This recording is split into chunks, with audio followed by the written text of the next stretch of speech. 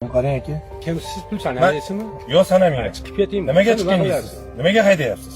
O'zbekistonlik broker akalar, nima qildilaring, gilos tayini qorasalaring?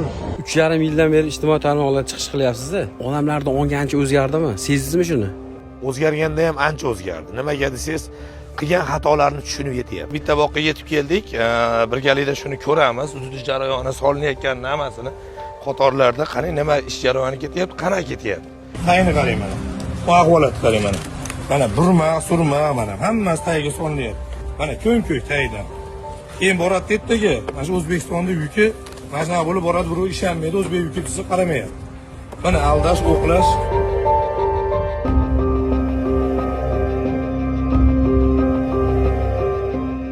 Mana O'zbekistonda brendi, O'zbekistonda Korolyoga, buni qaranglar endi. Shu jichchani nima deb uzdikina? Mana, даже nima ham emasda bu aylantirib ko'rsangiz. Biz ijtimoimiz sotolmaymiz.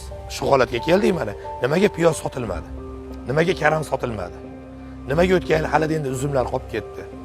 Xom uzilishlik, aldov, o'qlov, tagiga yomonni solishlik, o'zimiz aldadik biz. Yillar davomida boshqa davlatni fuqarolarini aldadik. Bizning mahsulotga bo'lgan ishonch yo'qoldi.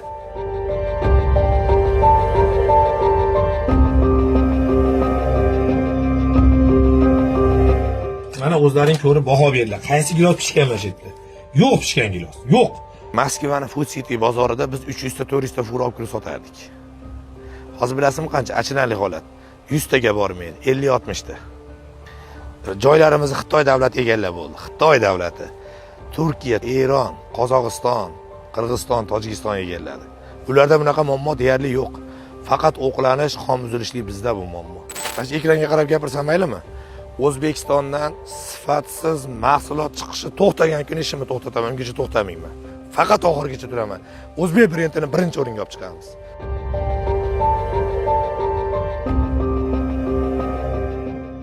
Boshlanish shunaqa bo'ldiki, o'zbek tovarlari Rossiya bozorlarida, asosiy bizning hamkorimiz Rossiya bozorida, Qozog'iston bozori. U bozorlarga borgandan keyin battan eksportyorlar yuk uradi, aqdan video keladi. Mana yukim o'qlangan ekan, mana mahsulotim xom ekan, tagi yomon chiqdi degan videolar kelib, bu narsa yillar davomida juda ham ko'p ommada, masalan, oldin tarmoq rivojlanmagan, ko'pchilik xijolat bo'lgan tashlagandan, endi biz hali shu sohani ichida yurganimiz uchun juda ko'plab bir yilda minglab videolar kelardi, minglab.